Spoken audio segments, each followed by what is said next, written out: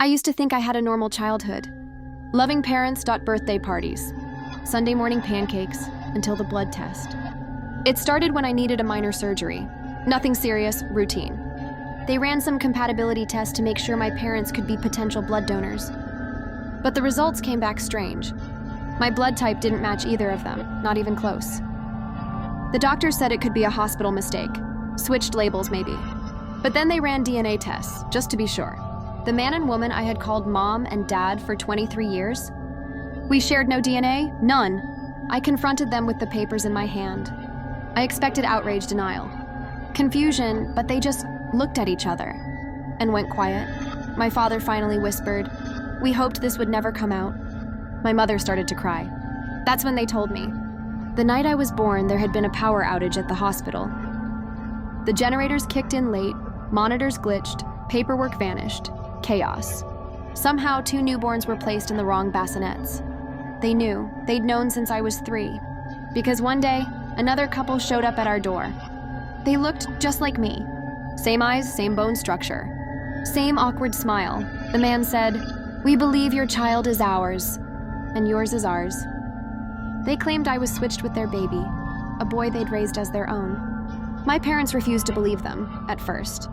But a private DNA test confirmed it. I asked why they never told me. "We were afraid," my mom said. "We loved you, you were ours.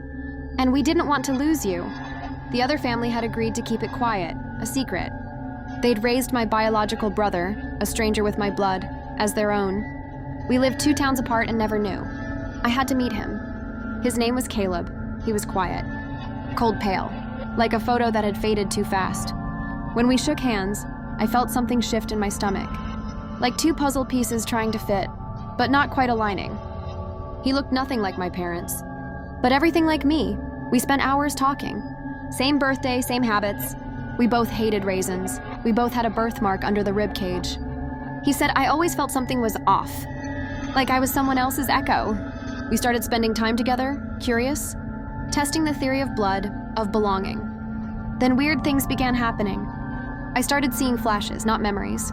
Visions, a hallway lined with flickering fluorescent lights. White walls stained with red handprints. A cradle full of teeth. I thought I was losing my mind. Then one night I had a dream, except it didn't feel like a dream. It felt remembered. I was lying in a hospital. But not as a baby.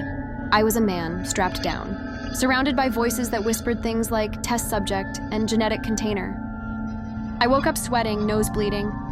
The next day, I asked Caleb if he ever saw strange things.